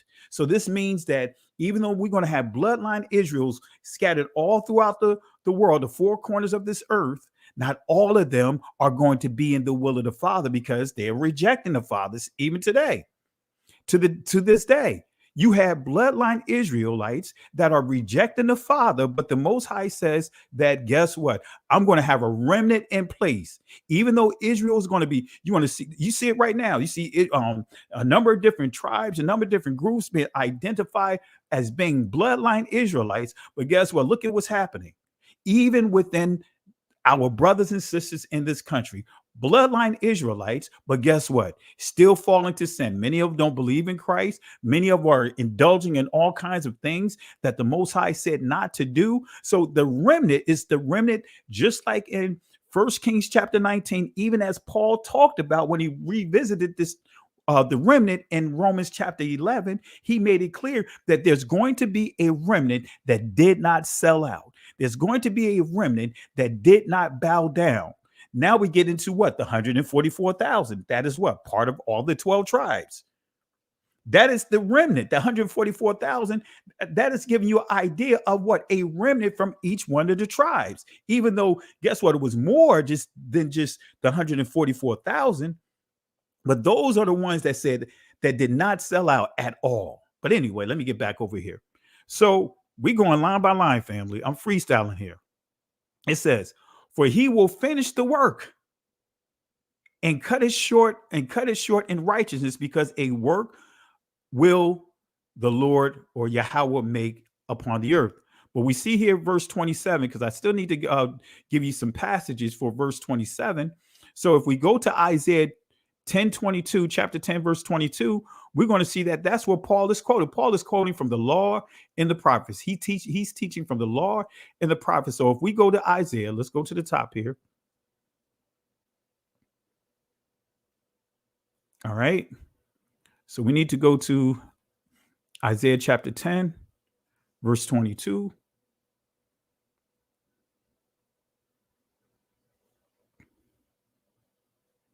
Let's go to Isaiah chapter 10.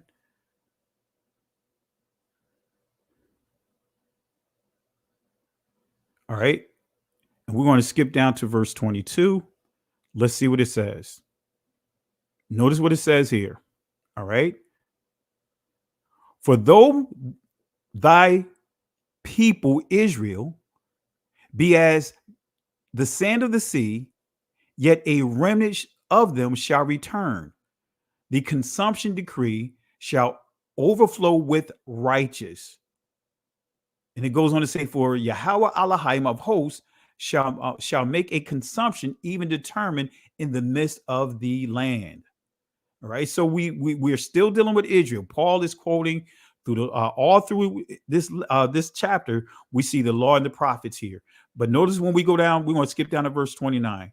Still in Isaiah, and as Isaiah said before, except Yahweh of Sabaoth had left us a seed, we shall be seen as Sodoma and have been made like Gomorrah, right? And if we say this in ancient Hebrew, it would be Shaba'ath, except Yahweh of Shaba'ath or Adonaiah Shaba'ath.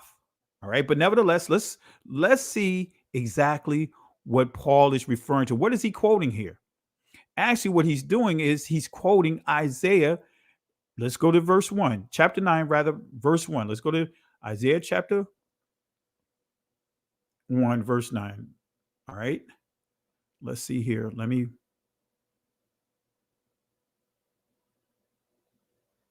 Man, too bad I ain't have time to put these slides all together.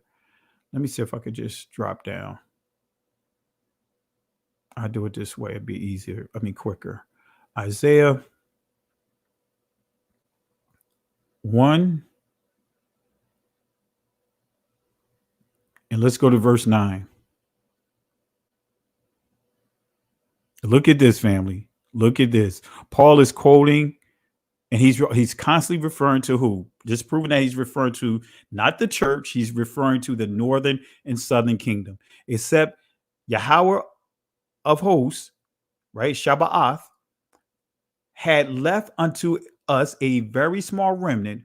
We should have been as Sodom, and we should have been unlike like unto Gomorrah. In other words, you know what happened to Sodom and Gomorrah? They were completely wiped out because Israel was in sin, but the Most High, guess what, left a remnant intact, so they should have been blotted out because of their sins. Okay.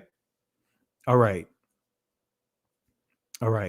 I see a question. So what about the non-blood descendants of Israel? What happens to them? The answer is in Isaiah chapter 56. Let me say that again. The answer is in Isaiah chapter 56. And also Paul refers to he used the word fellow citizens. So we already know that the Most High made a promise to the bloodline descendants of Israel. But guess what? Those that are fellow citizens, non-blood descendants of Israel, guess what? The Most High is going to take care of them. Read Isaiah chapter 56 and look at what he says about the sons of strangers. Okay, so just want to, answer that question while we're rolling here. I may not be able to do every verse because I know it's getting kind of late here. So, but anyway, we just dealt with Isaiah 29. Well, actually, Romans chapter 9, verse 29. Paul is quoting Isaiah chapter 1, verse 9. All right. And it says here, let's see where we want to go to. All right. It says here, what shall we say then? That the Gentiles which follow not after righteousness attain to righteousness, even the righteousness which is of faith. But Israel, which follow after the law of righteousness, has not attained to the law of righteousness. Wherefore, because they sought it not in faith, but as it were by the works of the law. For they stumbled. I'm reading. I'm thinking I have this up. All right, let me switch this over. I'm sorry, family. I thought I had switched this back over. I'm steady reading Romans. All right. This is what I was reading. All right. But I like I said, family, it's pretty straightforward. Actually, that's the wrong one. Let me go back over. All right. Let me do something here real quick. All right. All right. So if we go down here, it says here, wherefore, because they sought by faith, sought it not by faith, just skipping down, but as it were by the works of the law, for they stumbled at that stumbling block. Right? What law? It's so much to unpack. We already know that Paul started the letter addressing circumcision when we get to the beginning of chapter 2. Then you'll see it in chapter 3. Then you'll see it in chapter 4. You'll see it all through Paul's letter to the Romans that the law that he's really focusing on is the law of circumcision. All right? He's dealing with the law of circumcision. Just want to make that clear. The law of circumcision. All right. Let me do something here. Bear with me 1 second. My screen just went out on me. Let me get back to. All right. All right. Now, Paul is quoting from, I was trying to get it up here. Paul is quoting from, and we'll go there when he mentioned the stumbling block, Isaiah 8:14. So let's go to Isaiah 8:14 and see who Paul is referring to in Isaiah 8:14. Let's go to Isaiah 8:14.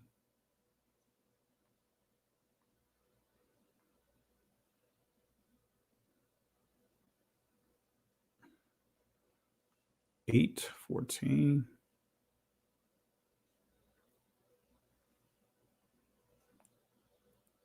All right, there we go. 8.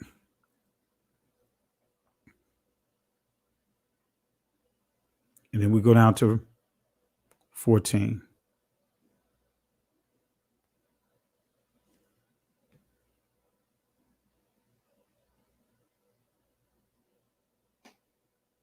And this is what Paul quoted.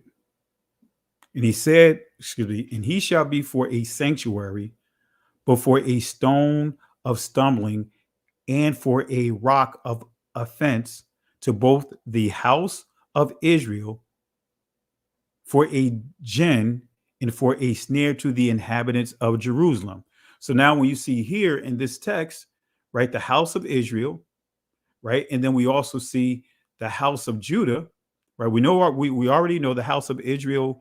We're dealing with the northern kingdom, because it goes by the northern kingdom, but it also goes by the Ephraim. We already established that, right? So with that being said, we see that now we're dealing with disciples, right? When we go down to verse 10, this tells you what a disciple is, right? So if we go down to verse 15 here, it says, and many among them shall stumble and fall and be broken and be snared and be taken. But notice what it says here.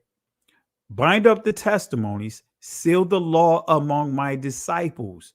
Let me say that again. Bind up the testimony, seal the law among my disciples. You cannot say that you are a disciple if you teaching against the law. Let me say that again. You cannot say that you are a disciple if you are teaching against the law, statutes, and commandments. That's what the Most High is saying in this passage. He says, seal up my testimonies, right? He makes it clear. He says, bind up the testimonies and seal the law among my disciples. We can't get around it, family. We cannot get around it, and I see someone mention what is jinn, right? The Hebrew word you'll see there is pa, right? Pa, the ancient letter, or no, actually not pa, but pak, right? Because I think of pa, I'm thinking of mouth, but it's actually pak. In other words, a snare. right? That's when it says here, where it says, for a gin, for a snare, in a nutshell, it's still dealing with a snare, for a gin or and for a snare. So it's actually pak, right? But anyway, but here it is: bind up the testimonies, seal the law among my disciples. And when you read Matthew's chapter 5, when Christ tells his disciples, think not that I come to destroy the law and the prophets, guess what? He's making it clear that he did not break this law right here, the testimonies, and also what? The seal the law among his disciples. So in that entire chapter, Christ told his disciples, make sure their righteousness exceed the righteousness of the Pharisees. Then he goes on and he began to do what? Go through some of the laws, placing it what in their heart versus being, solely dependent on what's written on stone. He stepped up the game. He raised the standard. That's why he closed it out by saying, hey, be ye therefore perfect, for your Father in heaven is perfect. So, family, this just completely obliterates the teaching. So the Most High, what Paul is saying here, because Paul is confirming this here, right? Let's go back to Paul. Let's go back to Romans. Paul is saying here, he's quoting, wherefore, because they sought it not by faith, but as it were by the works of the law, for they stumbled at that stumbling stone. Yet it is written, behold, I lay in Zion a stumbling stone and a rock of offense. Whosoever believeth on him shall not be ashamed. So, in a nutshell, guess what? The stumbling block, right? The snare, and when you read the entire chapter here, this is Israel breaking the law, statutes, and commandments, because that's when we go up to when we deal with the name Emmanuel in verse 8. Emmanuel means what? The Father among them, dwelling among them. All right. All right. So, in a nutshell, family, Paul in this entire chapter, that's the point I want to make. He's dealing with his disciples. I mean, not disciples. He's dealing with Israel, because in verse 17, right, of Isaiah, notice what verse 17 says. Let's go back over here. And I will wait upon the Lord, in other words, Yahweh, that hideth his face from the house of Jacob, and I will look for him. Right? This is dealing with Israel. Behold, I and the children whom Yahweh hath given me are for signs and for wonders, and where in Israel from Yahweh of hosts, Shabbath, which dwelleth in Mount Zion. All of this is dealing with Israel. So think about this. This is what we're dealing with, the snares. This is what we're dealing with here. And when they shall say unto you, seek unto them that have familiar spirits, right? Think about it. Israel is dealing with familiar spirits, and we're going to give clarity here. And when they shall say unto you, seek unto them that have familiar spirits, in other words, you're going to have people trying to get you to co-sign and go after people, go after writings, go after zodiac signs, listen to false teachers, false prophets, false anointed people. They're going to have you go after what? Familiar spirits, and unto wizards that peep and that mutter shall not a people seek unto their Elohim, for the living to the dead, to the law and to the testimony. If they speak not according to this word, it is because there is no light in them. Wait a minute. So you see what I mean? So he's making it clear what the law is. This is the law right here. This is what they were breaking, because the Most High told them, even when you go to Deuteronomy chapter 7, he told them don't get involved in this here. When you go to Leviticus, I believe chapter 10, He told them not to get involved with these practices here. You see, they were told not to get into necromancy, they were not to get into witchcraft. And what happened?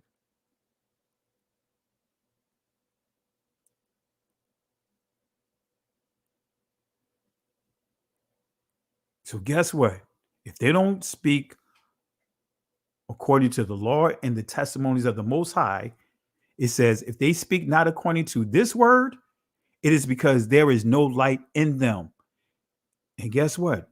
Starting with these disciples here, if they don't have the testimonies, if they're not sealed with the law, statutes, and commandments, guess what? It right here, right? If they're not speaking against these things here, it is because there is no light inside them. All right, family. I want to get into all of that. I'm just kind of freestyling here a little bit, family. Just freestyling here a little bit. All right. So, family, I'm just making it clear. Paul in Romans chapter 9, chapter 10, chapter 11 is teaching about Israel. The grafted in has nothing to do with the church, because the church did not exist during the time of Christ, during the time of Paul, during their time. It existed in another territory because it's Stonehenge in the original church. That's the Celtics. That's the name or the word for describing their place of worship.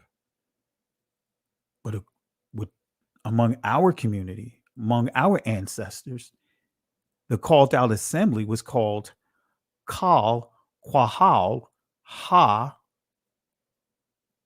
Adaf Yashara'al. Let me say that again. Kal All Quahal Assembly Adaf of Witnesses Yashara'al. That's what we were called. But we were not called a church. When we start getting into the physical structure, now we get into the Mashkan, which is the place of worship. Oh man, family. I hope this helps you guys. I know I kind of winged it. Normally I like having my slides in order. I know I like to have it laid out, but I kind of wanted to wing it a little bit, just to kind of still give you some additional meat, really unpacking what Paul was teaching. And as we proved that all through chapter 9, Paul is dealing with Israel. So when you see Jew and Gentile, that is Israel. And again, I want to stress this. This is not saying that salvation is not being extended to those that are not bloodline Israelites. That's completely incorrect. And let me prove it here real quick as we wrap up. We're going to stay in the book of Isaiah.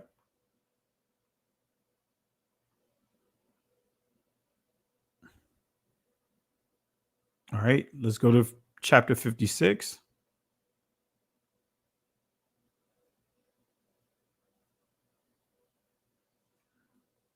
Right, and let's go down to, now it starts off, this chapter starts off here. And understand Isaiah covers two periods, the early portions of Isaiah writings. You're dealing with the Syrian captivity. But then when we get towards the latter portion of his letter, we are dealing with the Babylonian captivity. But nevertheless, thus saith Yahweh, keep ye judgment and do justice, for my salvation is near to come, and my righteousness, in other words, lawful, right? Righteousness lawful to be revealed. Blessed is the man that doeth this, and the son of man that layeth hold on it, that keep the what? Shabbath, and from what? Polluting it, and keepeth his hand from doing any evil. So then in verse 3, we see the son of strangers It says that have joined himself to Yahweh, speaking, saying, Yahweh hath utterly separated me from his people. Let the eunuch say, behold, I'm a dry tree. And what a eunuch is, someone that cannot reproduce. Primarily those that have either been castrated, those that have dedicated their life to the Most High, that did not have any children. But this is not referring to, the LGBTQ community, because that's a whole nother conversation when we deal with, I believe, Deuteronomy 22, the bruised stones. But anyway, but the key that I want to highlight is when we go down to verse 6, sons of strangers. It says, also of the son of it says also the son of the stranger that joins himself to Yahweh to serve him and to love him, Ahab, to love Hashem, name of Yahweh, right? So to love Ahab, Hashem, Yahweh, to be his servants, everyone that keepeth, keepeth. This is where we get the word shamar, the Shabbat, from polluting it, na'at, and take hold of my covenant. Come on, family. So this is a place for the non-blood descendants of Israel, the sons of strangers who are now what? Among the Israelites, join themselves to serve Yahweh, to serve him, and to love the name. When it says name, Sham means reputation, his glory, his, that's what it means, his character. Now we get into the attributes of the Holy Spirit. The name of Yahweh. Yahweh means he exists, to be his servants, Abadah. Everyone called, right? All, everyone, or all, Akkad, that keepeth Shamar, the Shabbat, from polluting it, Na'at, and take hold of my covenant. Now, notice what it says here. Even them will I bring to my holy mountain and make them joyful in my house of prayer. Come on, family. Their burnt offerings and their sacrifices shall be accepted unto mine altar, for mine house shall be called a house of prayer for all people. And guess what, family? This is why the Messiah turned over those tables. He beat those money changers, because in the house of prayer, in the designated place for the non-blood descendants of Israel, the Israelites, right? They allowed merchants to be set up in what would be called the court of the nations. In other words, those that are not blood descendants of Israel. But in this whole temple was called the house of prayer. And it's saying that there is a place for the non-blood descendants of Israel. So that's why the Messiah beat the money changers, because you had non-blood descendants of Israel trying to come and worship, sacrifice to the Most High, and the Israelites was a stumbling block to them. But anyway, family, so this is where, again, family, there's a place, as we read with the scriptures, when I read with the scriptures, there is a place for the non-blood descendants of Israel. All right. But there's still a distinction made between the blood descendants and the non-blood descendants, because there's a promise. If we do away with the blood descendants, even the remnant, then the Most High broke his promise to Abraham. Amen. Amen. I know I went a little longer than what I wanted to go, but I just want to make sure that you guys understand this in its entirety. And I want to thank Jerry Carroll. Keep breaking.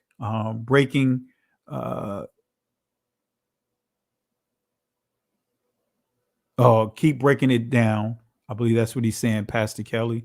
Really appreciated my brother for the love and support. Really appreciate the contributions tonight from everyone. And thank you again, family, for making it easier, even if we got no contributions, just you guys taking time out of your schedule to be up late night, and some of you guys work have jobs you go to be watching this teaching is truly a blessing. I really appreciate all you guys. All right. So with that being said, family, we're going to go ahead and stop right here. I encourage you guys to go back over and watch the lesson. And I'm going to go, we have more to unpack because I need to address chapter 10. And so we're going to pull all of this together. Now, hope and pray that this answered a lot of questions. So again, when you see grafted in, it has nothing to do with how it was being taught to you and I in the church.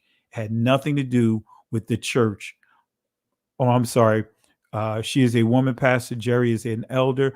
My apologies, Sister Jerry. My apologies. Thank you, Amma, for the correction. Charge it to my head, not to my heart.